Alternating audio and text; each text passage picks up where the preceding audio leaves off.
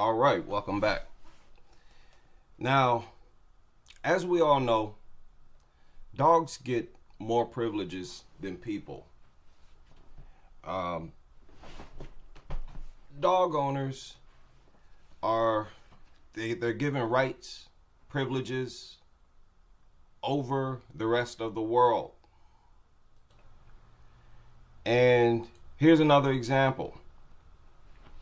This is a recent story, just surfaced yesterday. And this is a problem. Let's go. This weekend shooting, certainly scary, but there is a happy ending for some of those involved. The two dogs hurt in that machete attack, prompting the call in the first place, are out of the hospital. News Channel 9's Lindsay Peters shows you the emotional reunion with the dog's owner. Hi, Kabuka. Hi, look at. When I hear machete attack on a dog, knife attack, even if they discharge a ratchet, I'm not going to assume that the person did it for no reason, just to see the dog in pain. But this is what they do. Let's go. We all know this tactic. We heard this story before. You're right. Every dog owner can relate to this moment. They're my hearts. They're like my babies, you know. When their pet sees them after time away. Oh, you For Bronson Mims, it was more special, not knowing if his dogs would survive. He got to reunite with 8-month-old Princess, a border collie, first. Then, the dog more seriously hurt, 1-year-old Parrish, a Dalmatian lab mix, who was able to go home after reconstructive surgery to his face.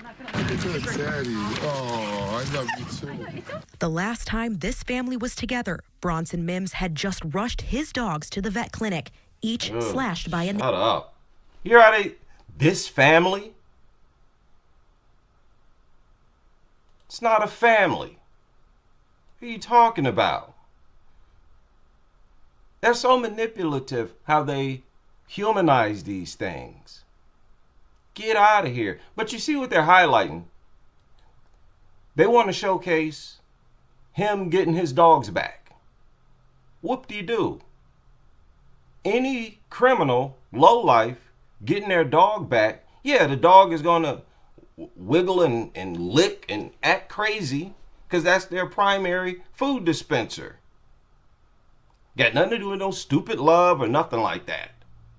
That's a sure source of food. So they want to record that to help hammer home the point that the dogs were abused, and look at this happy family. How could they do anything wrong? It's just disgusting and manipulative, man. Let's go. More seriously hurt, 1-year-old Parrish, a Dalmatian lab mix, who was able to go home after reconstructive surgery to his face. Daddy. Oh, I love you too. The last time this family was together, Bronson Mims had just rushed his dogs to the vet clinic, each slashed by a neighbor, who went on to shoot responding officers, police say. I thought I was dreaming.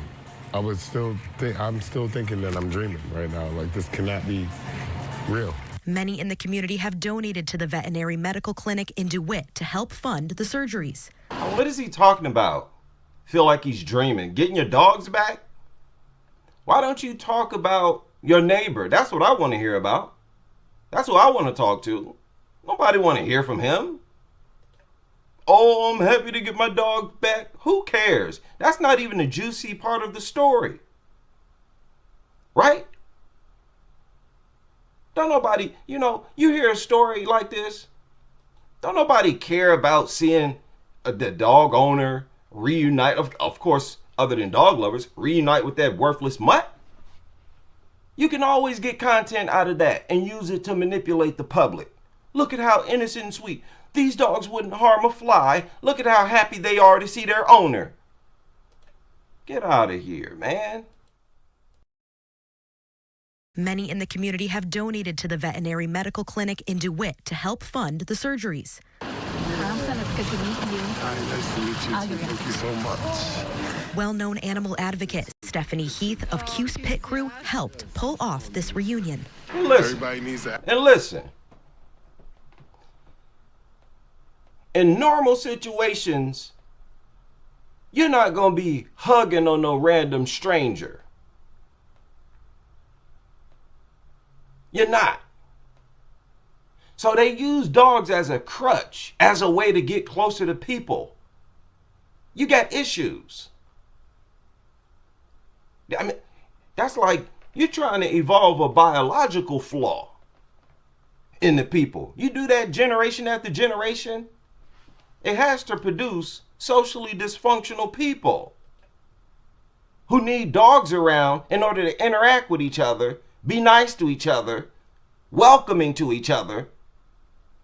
Oh, it has to be done through a dog. That's pathetic.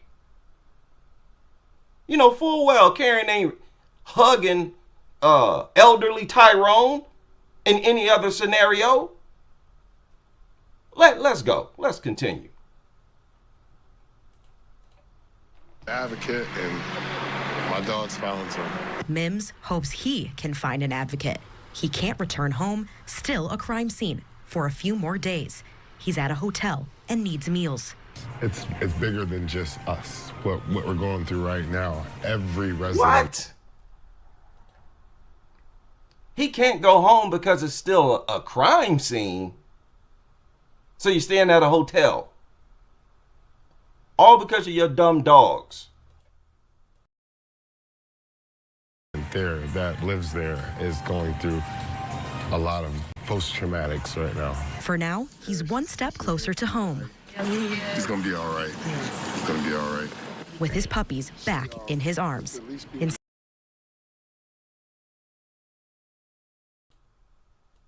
Now, we've seen this exact same type of story before.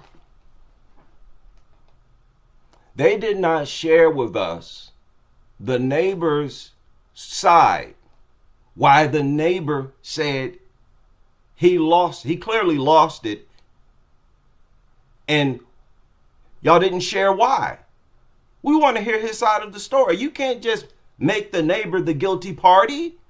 You talking about a bully breed and a border collie. Two dogs with a thick reputation of launching attacks, and just the fact that you got two dogs, you are going to be a nuisance. What were the dogs doing? Were they on his property? Were they barking incessantly? Were they attacking his pets? Y'all left out a good 90% of the story. And dog lovers will accept that. They don't want to hear from the other side of the story. They want complete injustice. The dogs are innocent. A machete? How did your neighbor have access to your dogs? That's the first question. According to the law, you're supposed to be in control of your dogs at all times. How did he get close enough to your dog to use a machete on him? Sounds like your dogs were outside. That's how it usually happens, right? The dogs are outside, barking nonstop, maybe taking dumps in his yard. He's pleaded with his neighbor, can you please control your dog? Can you please, whatever the problem is, urinating on my lawn, defecating on my lawn, barking nonstop, keeping me up all night. This drives people crazy. And then, you know, sometimes the neighbors will say, no, I'm not going to do it. You know, they're just dogs, get used to it. And then some dog lovers, dog owners, you know, we know how they are. So it sounds like a scenario where he just got fed up. Dogs out there tweaking out. So he went out there and took care of the dogs himself. Trying to negotiate with you is not working. That's what it sounds like to me. I'd like to know the full story. But I don't like how they do this. I don't like how they do this. Any type of behavior that's out of a person's character, you can't automatically label it as, low impulse control or just a malicious man who wanted to hurt a dog just to see it in pain. That's ridiculous. And that's how they package these stories. It's nonsense. Humanizing this dog and making them innocent. Syracuse, Lindsay Peters, News Channel 9. Advocates from Syracuse. These people are allowed to drive their neighbors crazy. You call the police, you call the dog warden. We know how they do. They do nothing. They look at it as, hey, you're a dog hater. Dogs, the sound of a dog barking is the sound of nature. This is how they look at it. And when I say they, I'm talking about the dog warden, who we call for these types of neighbors. They might talk and say, oh yeah, okay, no. We've heard reports of them saying straight up and down, no, we're not coming out there to handle any dogs. And of course, dogs or cops are big time dog lovers. So usually nothing happens when you're talking about a barking dog. But there's been reports on how a barking dog can drive people crazy. It really does a number to you mentally that most people are not aware of.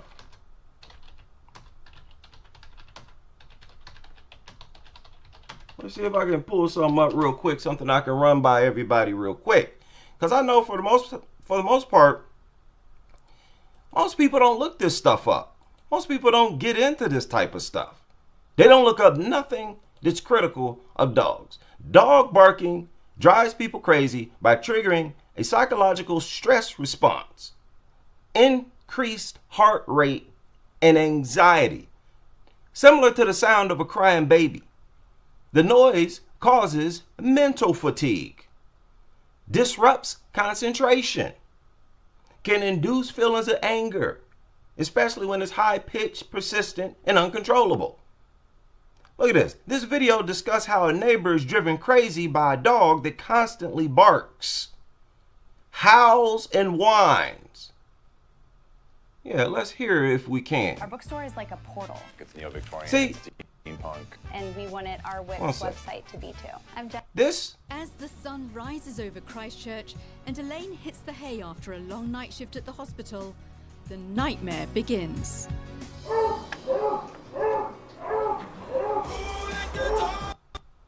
It barks, it howls, it whines, and it's ongoing, and it can be as early as...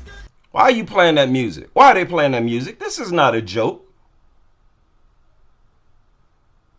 But let's continue. 6:30 in the morning through to as late as 9 o'clock at night. I can sleep through virtually anything, but I cannot sleep through that. This is a daily routine she can no longer tolerate. Are you surprised how annoying that can be? It's unbelievable. I appreciate dogs are dogs, and they bark when their owners come home. They bark when they're excited, but this is not any ordinary bark. No, they don't. They'll sit there and just bark at nothing. They're that deranged. Come on, man. We all know this. They'll sit there and bark at a tree, bark at the sky, non-stop. And it drives me. What about these people? Nothing. They don't try to look out for us in no way, shape, or form. This is constant, consistent, every single day that these guys go away. Okay? Every time that the owner goes away. Now, I've shared videos showing where when the owner leaves the dog alone, as soon as they leave, the dog starts going crazy, barking non-stop. They call it separation anxiety. So that's what it sounds like happened. This guy was gone. The dog owner was gone. So there's even more of a chance that the dogs were barking non-stop. increases the likelihood that that is what was happening. And I'm assuming that he left the dogs outside, maybe in the backyard, where the neighbor could get close enough to him to use a machete on him. Nobody talks about these owners, even though we all know this is a problem. The neighbours moved in at Christmas, a time for peace on earth. Okay, we get the point. No mention of why this man did it. This is a half a story in my book.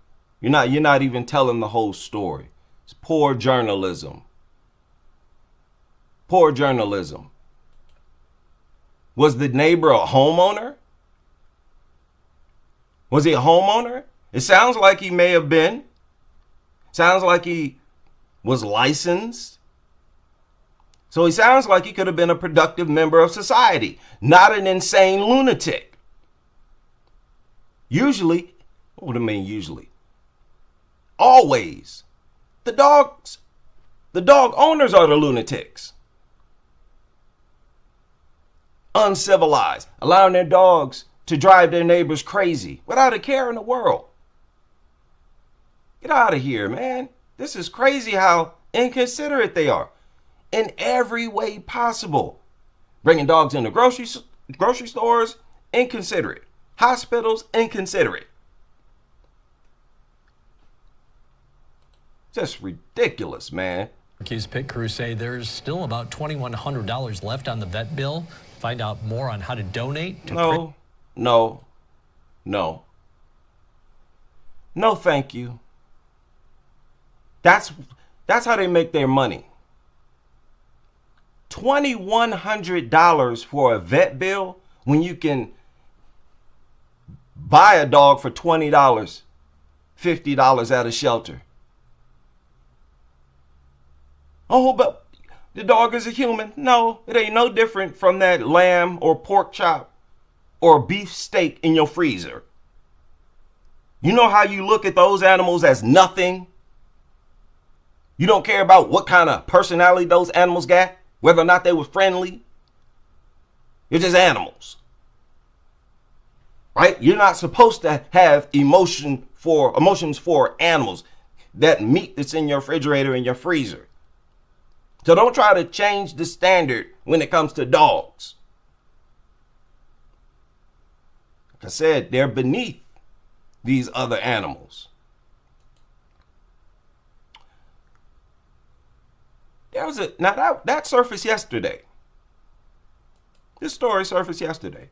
This also surfaced yesterday. A woman, and I guess this dog only bit her once. A cane corso bit her on the throat and crushed her larynx. Like the cartilage in her voice box was shattered. Look at it. Woman left needing surgery as dog bite crushes her throat in a grim attack. Woman was left fighting for her life, fighting for breath, after a dog attack involving the cane corso. It was put down shortly after.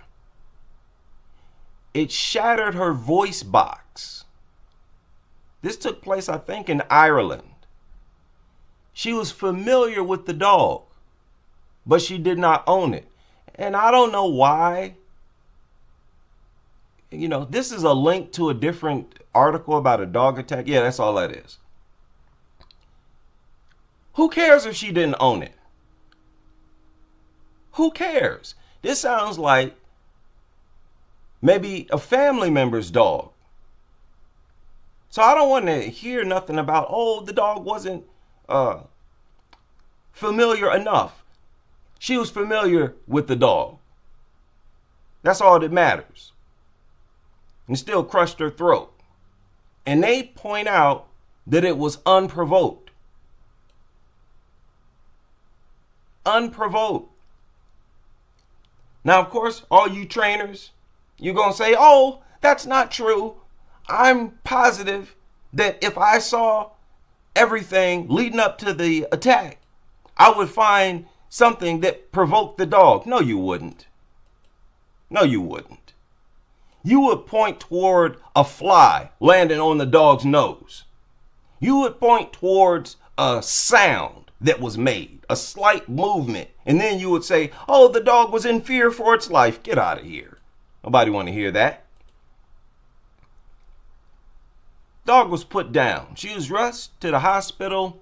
Surgeons had to perform an operation to create an opening in her neck. After her airway had completely collapsed.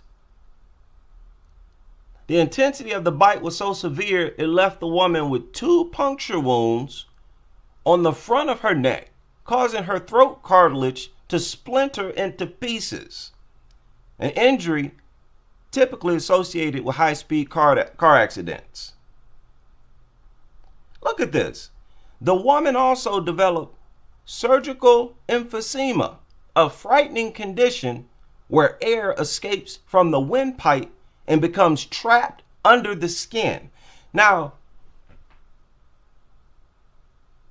when most people think of a dog bite, especially a dog bite that involves 2 puncture wounds, they usually think of a relatively harmless injury. Something that you could easily recover from, not something that you would need to leave work to go to the hospital for, right? Oh, it's just a dog bite.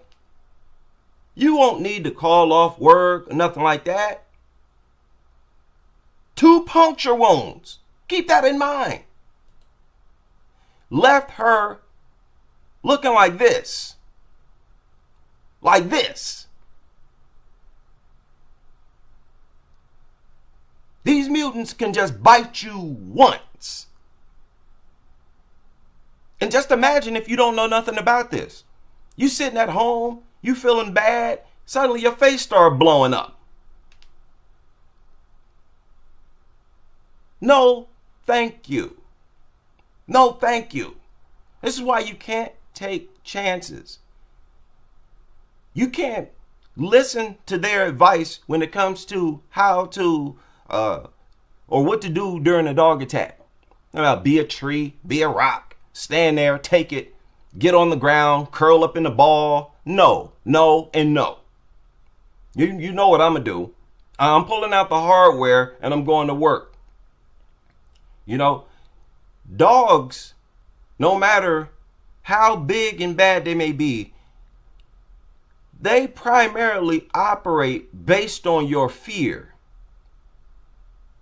A lot of their motivation and courage comes from how fearful you are. You'll see a lot of times they'll run up, they'll charge at someone, and if you don't move, they'll stop right in front of you and just keep barking. But if you were to immediately start running, they would bite you as soon as they caught up to you. They would be biting you as they're chasing you. But if you just stand there, there's a good chance that they're going to stop and then keep barking. At that time, you can do what you need to do to defend yourself. Unless it's a small person, then they will just continue to attack. Y'all remember, and that burned into my memory. Y'all remember that video of that boy, I think it was about 9-10 years old. There were 3 dogs charging at him. He stood in one spot. He was clearly taught by his parents to do that.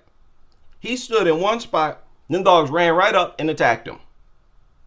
Him standing there, standing his ground, that primarily works with grown men, big men. And it doesn't even work all the time then. So the lies, man, the deception, be careful when you're reading these articles, when you are listening to these reports. It's like the media, what good are you when it comes to these dog attacks? The media, you're in control of, sharing the information with the public, and it's always a manipulative type of lie. So you're counterproductive. We don't want to hear No, we don't want to hear nothing else from you. What is with these dog people, man? Y'all lucky I work so much. I would be trying to get in touch with some of these people. The guy who got arrested, for example. Media's not going to go out there and try to talk to him. All these stories, these reports where people seemingly defended themselves from a dog attack, the media never talks to them. And I bet you, with every case, you have a good counter argument. But the world never hears it. All they hear, oh, the dog was a victim. It was just being a good doggy. And then evil man wanted to see it in pain. And the general public is really brainwashed. It's so brainwashed that a dog could actually attack you. You defend yourself, the owner will attack you for defending yourself. That lady I just shared, her dogs attacks unalived someone. The dog warden took the dogs. She came up to the shelter with a ratchet, threatening to unalive people if they don't give her dogs back. No, you're not going to push these types of people to the top of the food chain. No, thank you. I'm not going to sit back and let that happen. Shout out to all of you able to join me for this live stream. Now, I hope you can join me on the next as we continue with this crusade.